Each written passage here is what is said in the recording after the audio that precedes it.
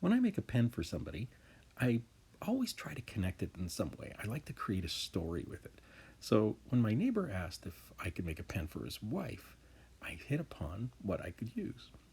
Between our properties is this large wild chokecherry tree, and it needed to be trimmed a few years ago, and I saved the branch, and oh, it turned out to be a lovely wood to work with and really unique. So I knew this was the pen for Margaret. And so I went about preparing a chunk for becoming a pen blank.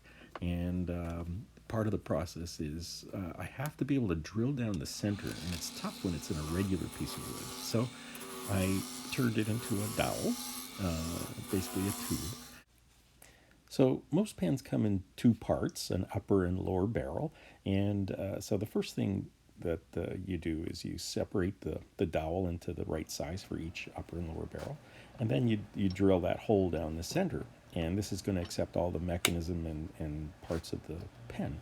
So after doing some drilling, you glue the brass tubes in the center, and then you leave it overnight. Once the glue is dry, you can trim and square the ends with a special tool, and then it's off to the lathe. This is where the pen literally takes shape. With a very sharp gouge, I go back and forth and bring that pen to a shape that I want.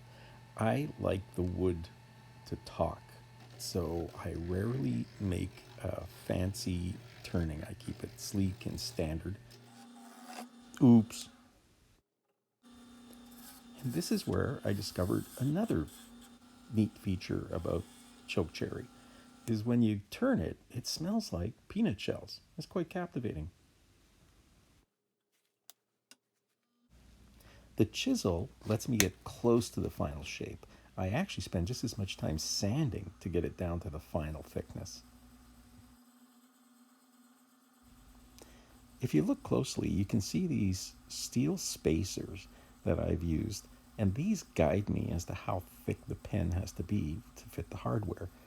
So I progressively now work through different grits of sandpaper, usually six, until I get the right thickness and the smoothest I need for the finishing.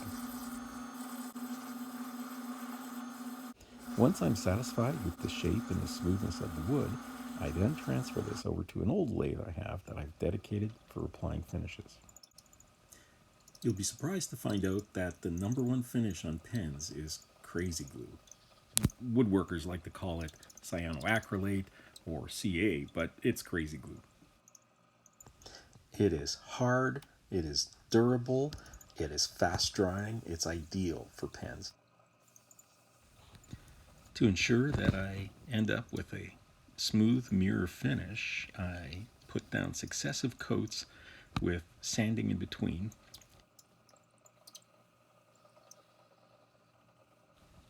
The absolute best thing about CA is that it totally brings out the colors in the wood and just makes the contrast so wonderful.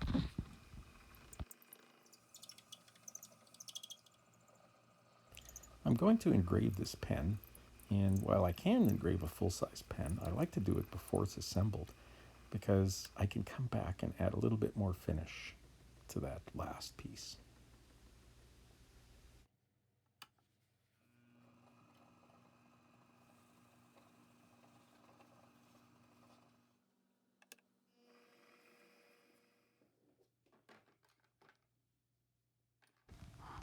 And now I can start assembling the pen.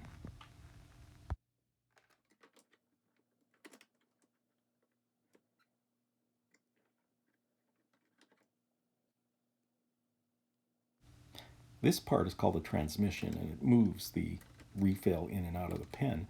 And it takes a bit of fine adjusting to make sure that it doesn't push the nib out too far or keep it too far into the barrel.